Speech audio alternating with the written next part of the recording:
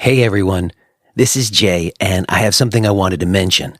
Regular listeners know that once a year I have a new teacher training group. The next group starts this coming fall. But regular listeners have also heard me talk about how the training is not based on a linear curriculum. And the beauty of that is that it also allows for the option for someone to start anytime. It's the same training, same 12 months long, same live group sessions and classes and on-demand materials. You join the group at any time at half the regular price. This offer is going to be open until August 15th when registration opens for the next fall group. But until August 15th, you can start anytime at half the regular price. To find out more, go to jbrownyoga.com/training.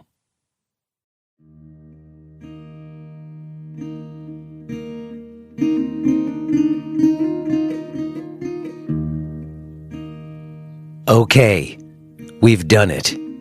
We've opened a portal through which the time space between me sitting here in my attic recording and you, wherever, whenever you are listening, has collapsed into itself. And here we are. This is Jay Brown Yoga Talks podcast. My name is Jay Brown. I hope this moment finds you reasonably well. And if not, I appreciate that you're tuning in. Hopefully I can distract you from whatever it is. I so appreciate you being here with me. And I have been reflecting quite a bit on time these days. If you were so inclined to go back 1 year from today and listen to the intro for this podcast, 1 year from the post date, I should say, of this episode, and just compare the energy of what was happening in my life a year ago and what I was talking about in the intros to now, it's like a year has gone by. It's like worlds and lifetimes. And yet also feels like no time's passed. I was just downstairs with my two daughters. My eldest is going to be in high school next year. How did that happen? I don't know. But at least they were like hanging out. And that's not something that's been happening. But I think they're like both gotten old enough to where maybe they can hang out. But it's crazy how much being a father is like a measure of time. I don't think I would be as aware of it in a way if I was just going through my own life. I mean, yeah, whatever, you see your grays and stuff, but in my mind, I'm still in my 30s or whatever. But when you see your kids change, you're like, wow, that's like 13 years. How did that even happen? Did it even happen? I think my favorite idea about time actually comes from Josh Schrei, who's going to be on the show in a couple weeks. Josh had a great thing about time. He talked about time being like a river, and how when the banks of the river are close together, the water runs fast through that. You know, it's like a fast moving streamline effect.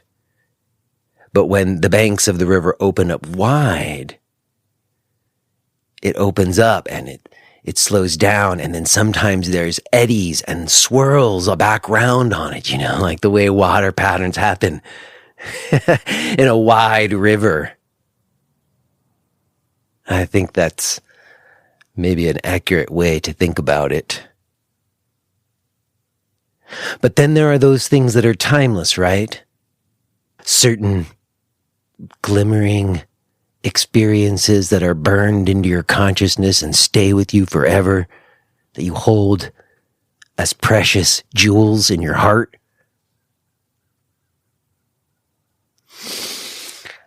I certainly hope that we could recognize the things that are timeless, and that we could cultivate them and hold them dear. And that way, we have that.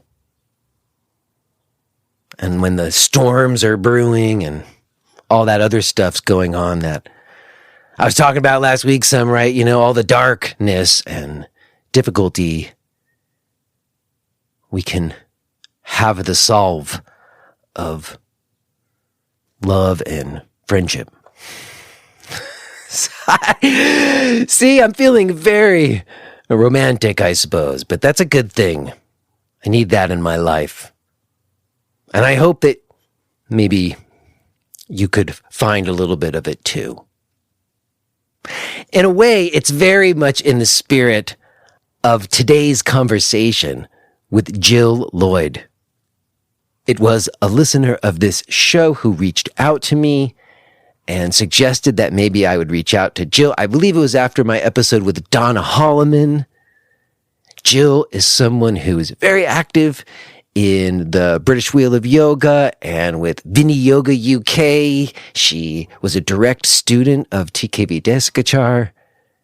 And those of you who are regular listeners of this show know that I have a particular interest in talking with anybody who had a direct experience with TKV Desikachar. He is the teacher I feel most inspired by. And I'm always so grateful for the opportunity to get to hear firsthand accounts.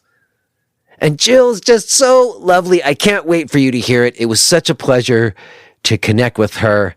I'm so glad to get to share it with you today. Real quick before we get to it, I've got a couple of announcements.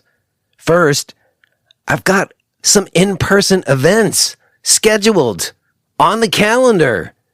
You haven't heard me say that since January 2020. And I've been saying I wanted to do it, and I haven't done it, and then I finally made it happen. I got 2 on the books. Hopefully there's a few more coming. July 29th, I'm going to be in Garden City, New York. September 23rd and 24th, I'm going to be in Manchester, England. All of you listening right now, my UK friends who are like regular listeners who've ever thought to yourself, if Jay ever comes to town, I'm going to go hang out with him. Well, look, this is your chance. I don't know when it's going to happen again. September 23rd, 24th, save the date. As a matter of fact, the registration button is already on the website. You can go on right now and secure your spot because space is limited. But I'm coming to Manchester, England, September 23rd and 24th. I would love to see you there. I'm really looking forward to being with people. So listen, July 29th, I'm being in Garden City, New York. September 23rd, 24th, I'm going to be in Manchester, England. Do come if you can. And if you can't, you can also find lots of other ways to connect with me at jbrownyoga.com. There's like a full range of options for as little as $5 a month. You can have a podcast premium subscription, get access to the full archives, all the way through live classes, discussion groups, and a year-long teacher training, which you can actually start anytime right now for half price until August 15th. All of the stuff, the in-person event registrations, and all the other things can be found at jbrownyoga.com. Okay, I think that's good for now. I will touch base with you on the other side. But let's go ahead and get to it. Let's listen to this conversation that I had with Gill Lloyd.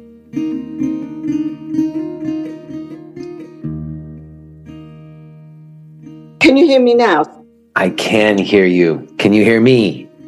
Yes, I can clearly. So sorry, my mainframe,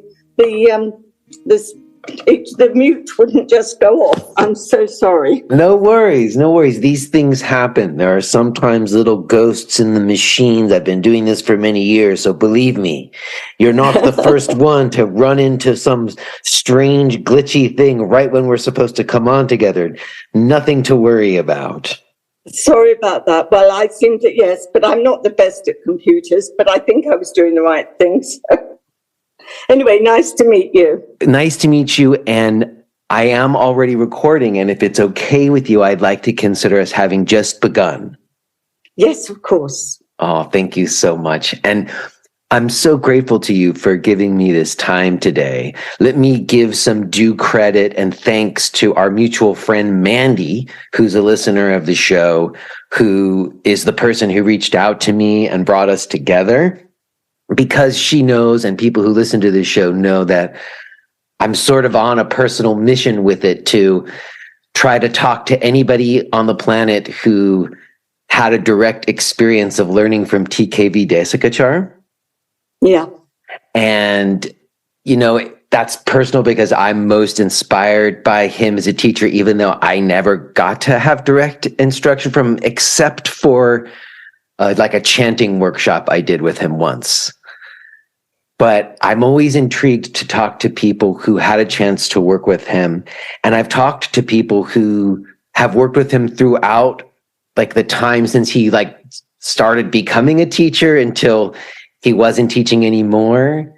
And it's always a pleasure for me to get a chance to hear some history behind him. And I'm always intrigued by how much individuality there is to the way that the teachings were passed. So all of that is just a little bit of introduction. And again, just some thanks to you for giving me this time today. Thank you.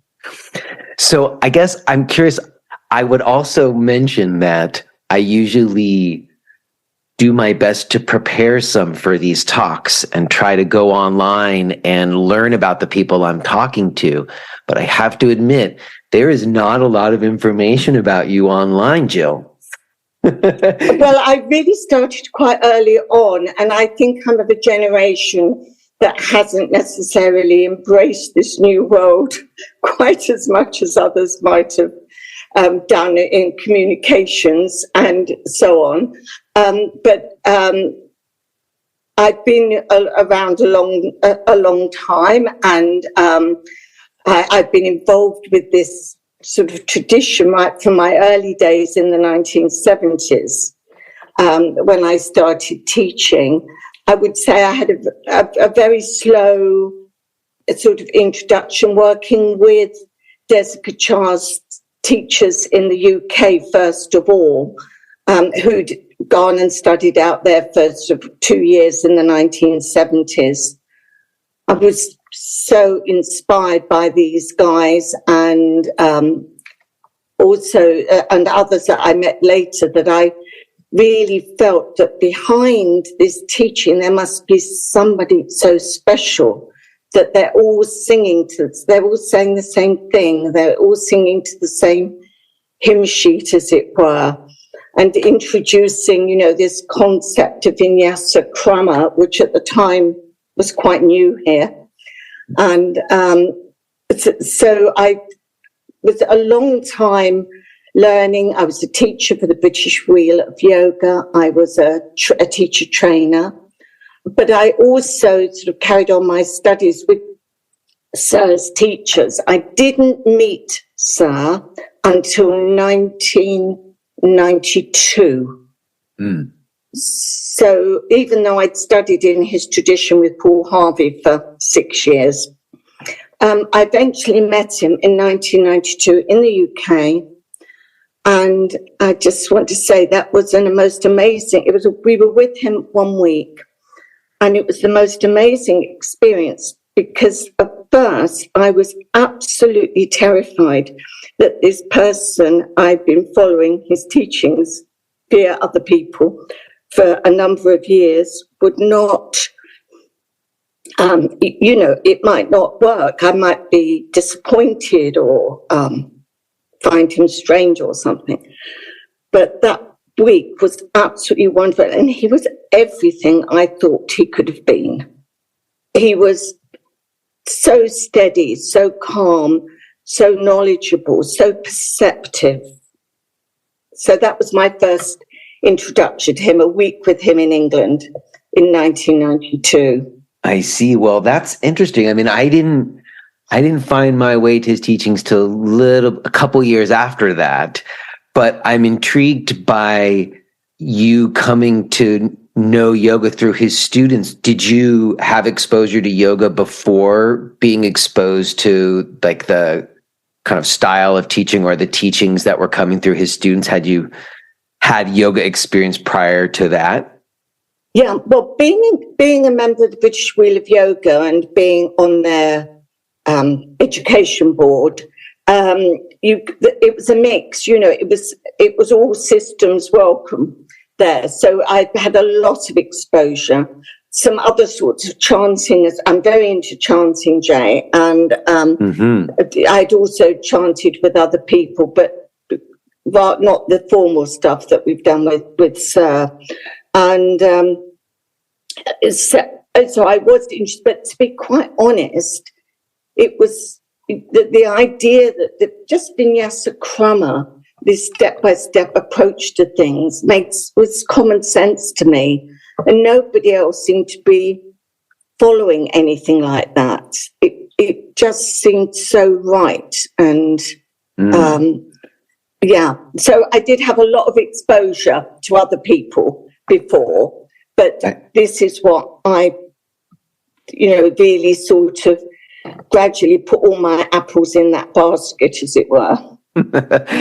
I get it. Well, I guess my curiosity is just like what the yoga scene was like in the early 70s in the UK. And I guess I'm curious how someone like yourself comes to yoga in the first place. Like, did you have hippie parents, or because yoga was such a lesser known pursuit? Oh, absolutely.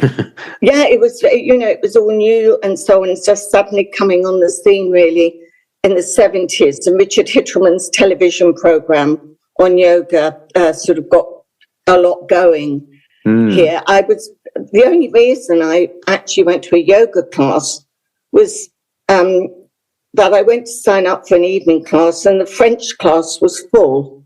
So I went along to the next desk and signed up for yoga instead. And my first teacher was a very inspirational lady, and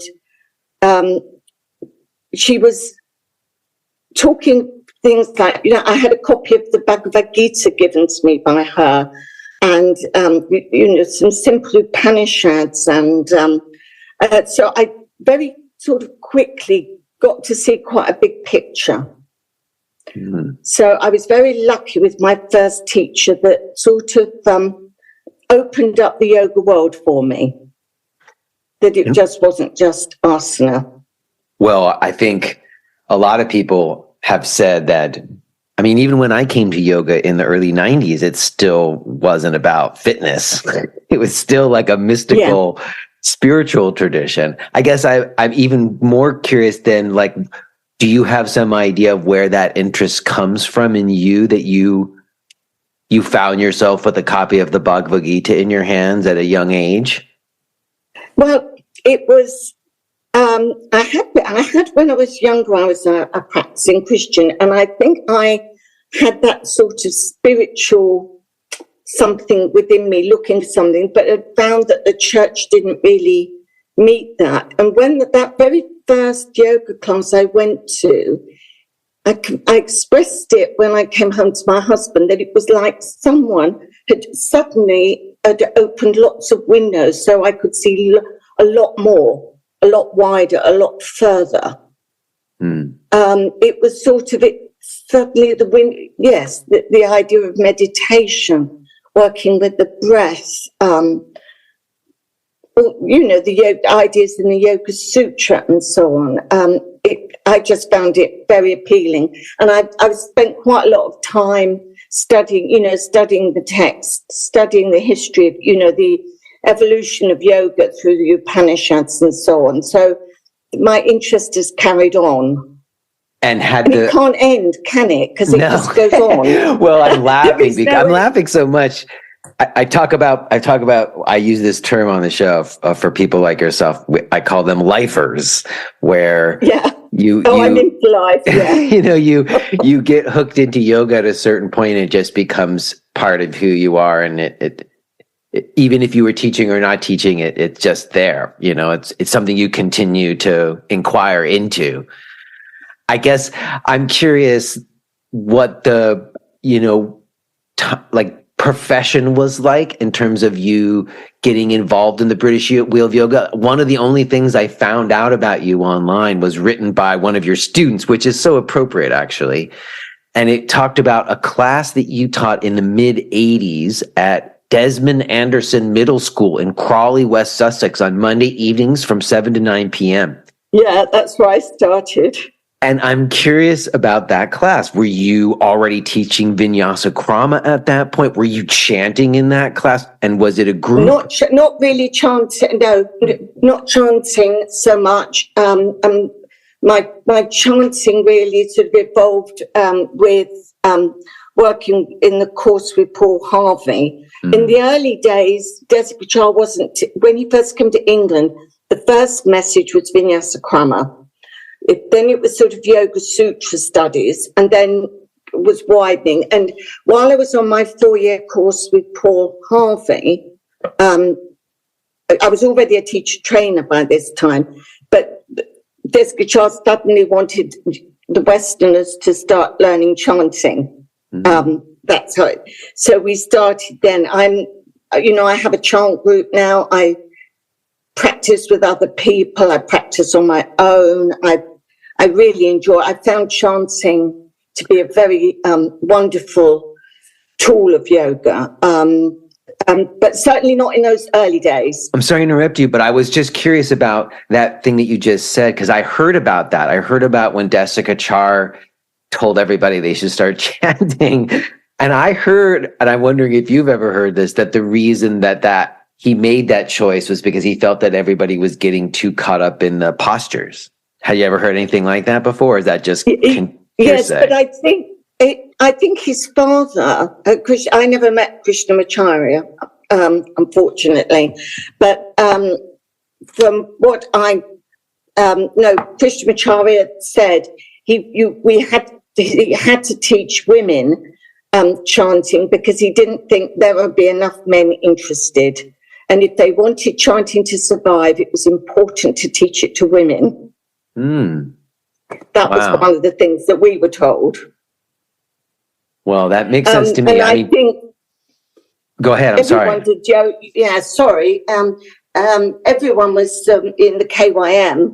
Were there was a lot of chanting going on there, but it wasn't really till you get out there yourself. I first went in 92, 93. That that comes to life, and you can see, how much they're introducing chanting in the work there. Well, I certainly found that there was an experience I had with chanting that was unique, and I continue to chant to this day for that reason. So I'm going to understand. And it's so interesting to hear that was the focus. But you also said that when the first message was Vinyasa Krama. And I've heard a number of kind of different, ideas about Vinyasa Krama. So when you say the message was Vinyasa Krama, what are you referring to? I'm referring to that we decide where we're going, that, when we start a yoga practice, that we decide where we're going. So if it's in the asana part, we decide what we're wanting to do, what's appropriate, and what is probably the most, the posture that's the peak posture that needs, a lot of, say, doing a headstand or something, Shirshasana, and that the program would be a journey towards that point.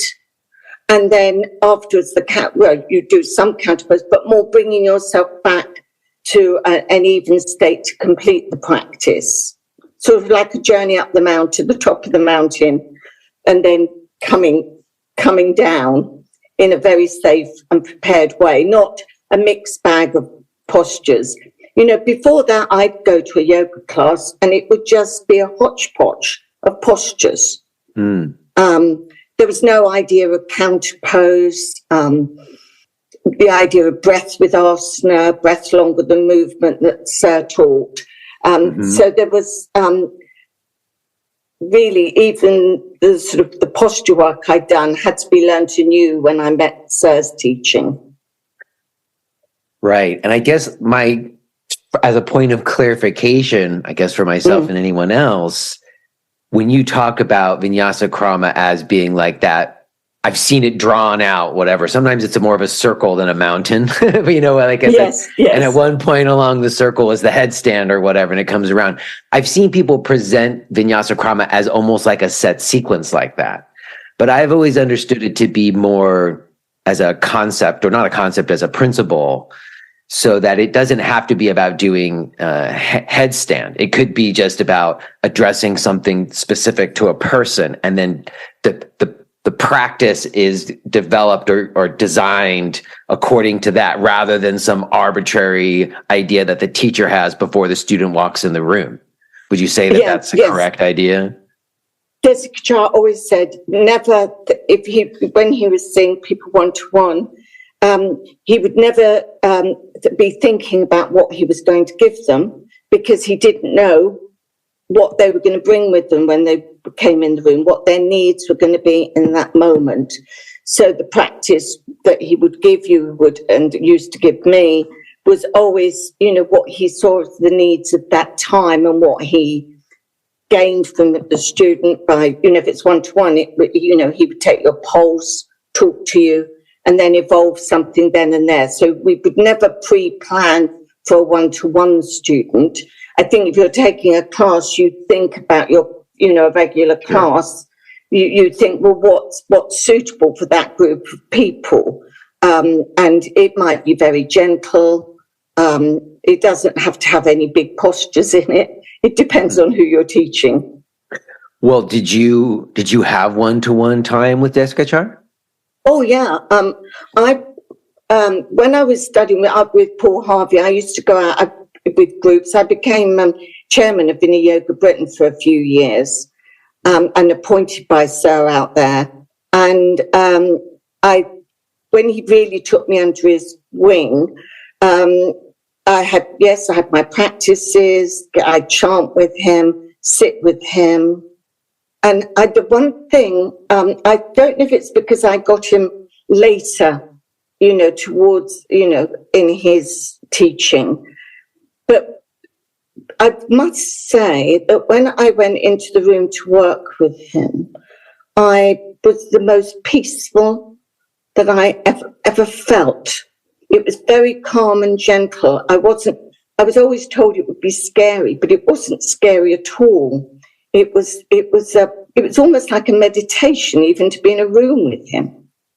He had a particular presence, and he stayed with me. He stayed in my house as well, so I've sat with him. He used to invite me when I was out there on my own. When he was seeing people one-to-one, his own students, he would take me in with him to observe him teaching. So I saw that his teaching one-to-one firsthand. So I've been very fortunate. I feel extreme gratitude. Well, let me ask you about that. A lot of people I have talked to who've had time with Desikachar or relationship to him have talked about how a lot of times, like, him teaching them yoga wasn't always about breathing and moving so much as like him mirroring things about themselves. And in almost sometimes mischievous way, but like a loving way. I guess I'm curious. Loving one, yeah. I don't think I felt he was ever doing that to me, although what he would do would spring surprises on you. What do you mean by that? So for one, he used to do these big, when he was really well, he used to do every Saturday morning at 8:00 at KYM.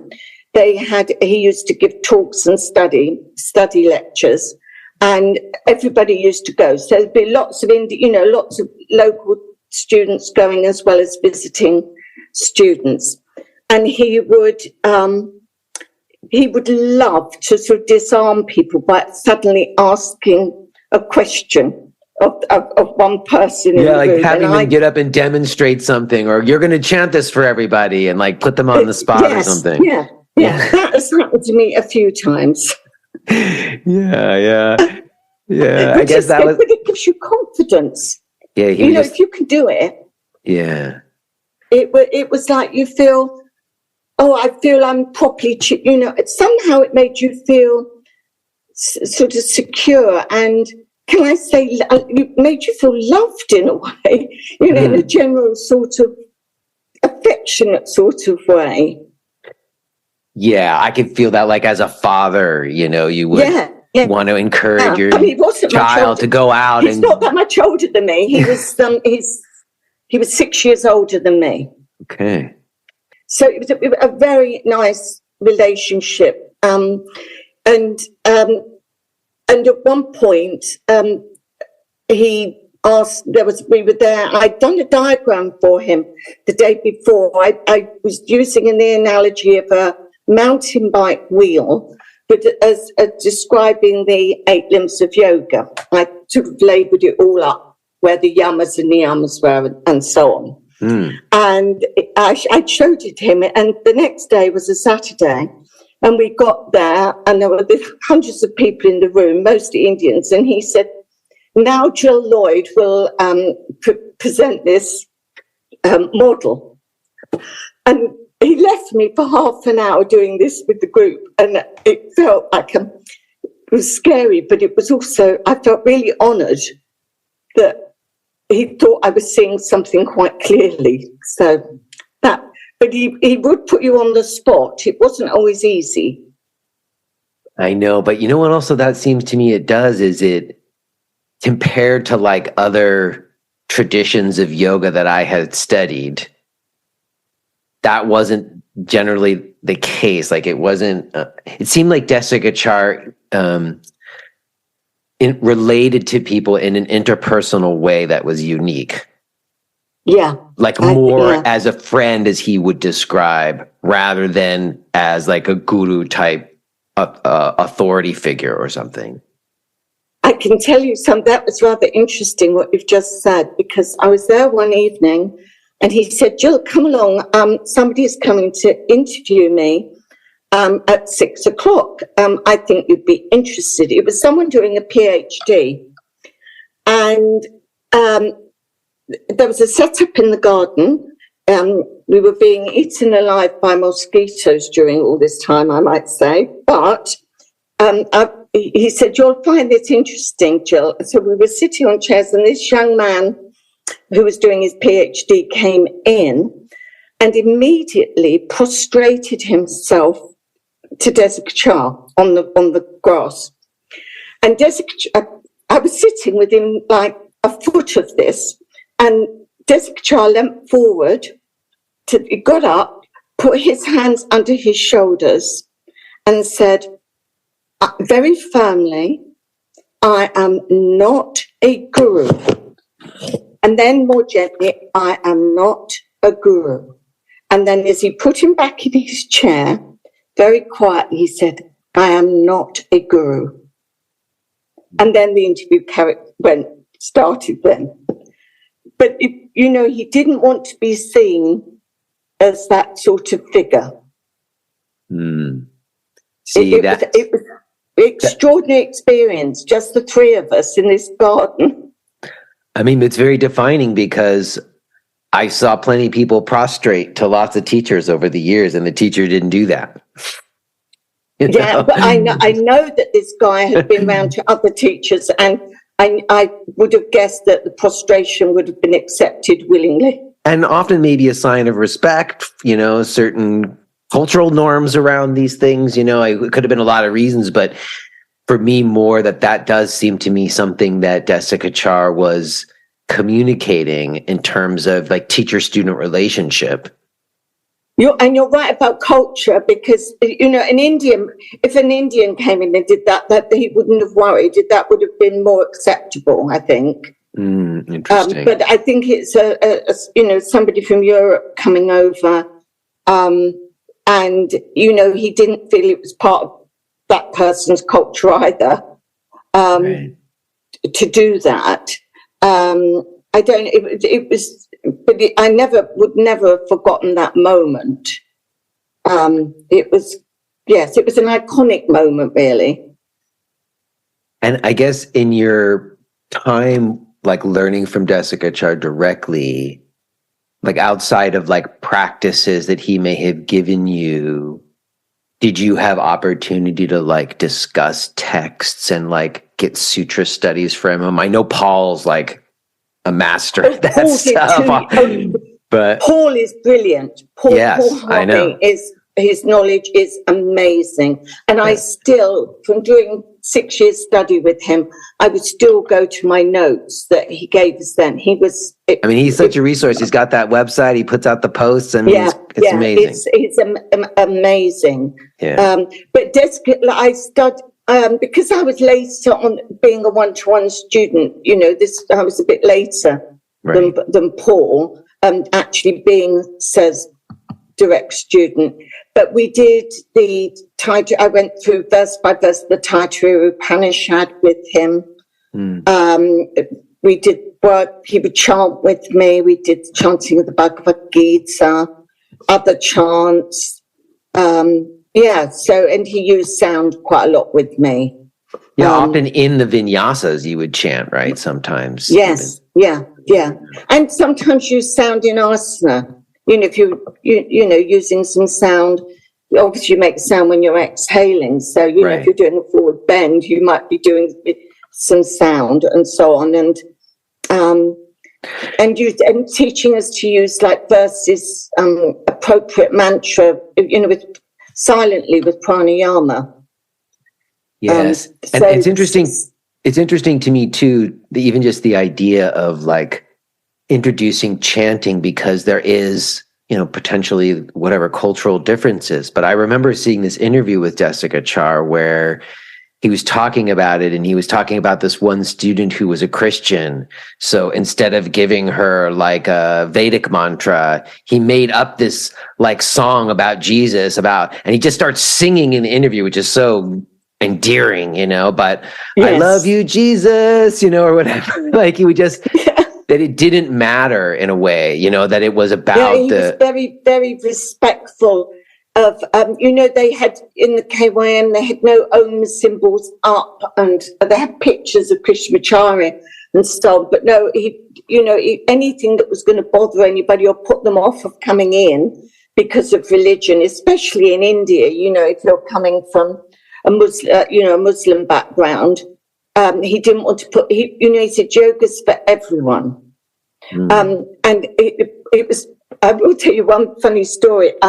My husband was going to work in Pakistan for a few months, and I was flying from Chennai up there, and I said to Sir that I was going, and he said, "This is wonderful, wonderful. I hope you get to, to be able to do some work up there." And he was thrilled to bits I was going. And then I told some of the other teachers in the KYM, and they were horrified that I was going to Pakistan. The rivalry between India and Pakistan was there. The politics, but Desikachar was thrilled. And I did get the chance to teach in Pakistan. And I did one big night at a hospital where the doctors and staff were. And I thought, well, I'm going to have to steer clear of chanting here. And, just talked about the benefits and the health benefits of yoga and the breathing. And at the end, somebody put their hand up and they said, "But don't you do some chanting? Could we do some chanting?" And it was the last thing I expected. Mm-hmm. So that was a magic evening. They were a small sect. They weren't the Sunnis or whatever. It was a small sect. It wasn't a mainstream Muslim sect, but they were, an Islamic group. It was interesting. Desikachar loved the fact that I went there. Well, I know that in my life, yoga has certainly been a pursuit that seems to transcend cultural differences a lot of times. Yes, that's what he wanted. Yeah, I think so too. I mean, I think that's why a lot of times when there was these conversations around cultural appropriation that still go on today, and I think they're important conversations because there are a lot of things that happen in the name of yoga that I don't think are such good. Yes, but certainly so. There's some shocking stuff. I think there's that, but at the same time, I was inspired by Desikachar, and he was very clear about making yoga relevant to you and your culture and your life. And he wasn't expecting people to like convert to something other than where they were coming from in order to have yoga in their lives. And he also, I saw him, when he was ill at the end. The last time I saw him was when he was 75, and he really wasn't well at all. Yeah, really not well.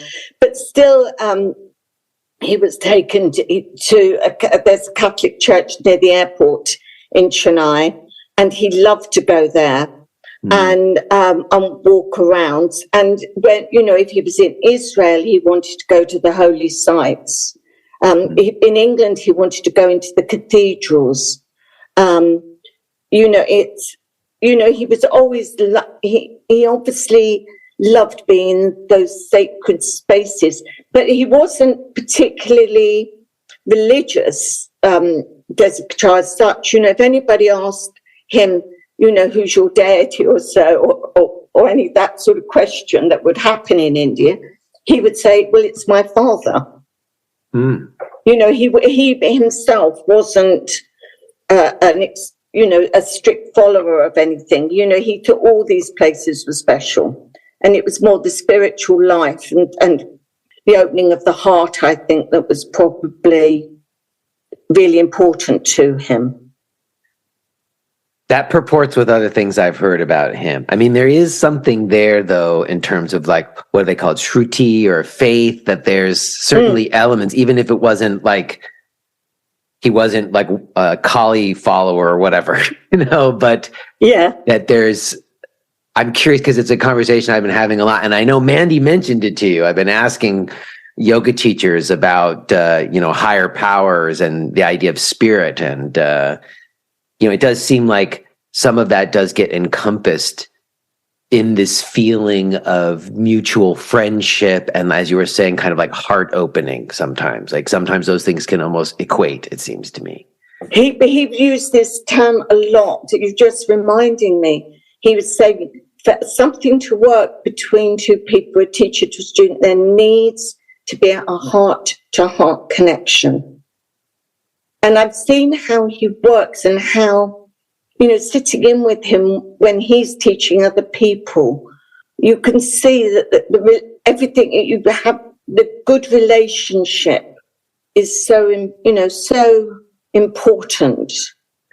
It really is. And so here's my question now, because you were there for this, that, there's the one-to-one relating and transmission that happens that involves that heart connection. And then there was it getting kind of bigger, or like scaling and it becoming group yoga classes more. And you were part of Viniyoga Britain. I know I've talked to Gary Krafsow and Jim Miller and all these other folks here on this side of the pond who were part of Viniyoga America. And by that point into the 90s, I had become very inspired by Desikachar teachings. And I remember getting an email, one of the earliest days of email, one of like the very early days of like AOL Online or something, where we'd had dial-up. And I remember getting like an email message that was written from Desikachar. And it was basically asking everybody who felt inspired by his teachings not to use Viniyoga. And it was sort of like the message was, it's about people. It's not about a style. Like that it was sort of moving towards becoming more systematized or standardized, and that he was opposed to that. Now, I've also heard people share openly more inside information about all kinds of things that were going on with his son, and kind of like a split. And that split actually did materialize in like the KYM and the KHYM. I'm sorry if I'm getting the letters right. KHYF. Yeah, KHYF. So there was kind of a whole thing that happened. And then, Gary talked about how Desikachar told him it was fine for him to use Viniyoga, but a lot of us stopped using it, and they certainly didn't go and form an organization. So what happened with the Viniyoga Britain thing? Did it form? Did it disband? Or what happened with it from your perspective? I was with Paul when on the day after he got the note from Desikachar saying do not use Viniyoga, and he did drop it right away and became AYS. And I was chair at the time, so that was quite of the organisation. If you are hearing this message, then you're listening to the free version of J. Brown Yoga Talks. To hear the rest of our conversation, please subscribe to Podcast Premium at jbrownyoga.com/premium.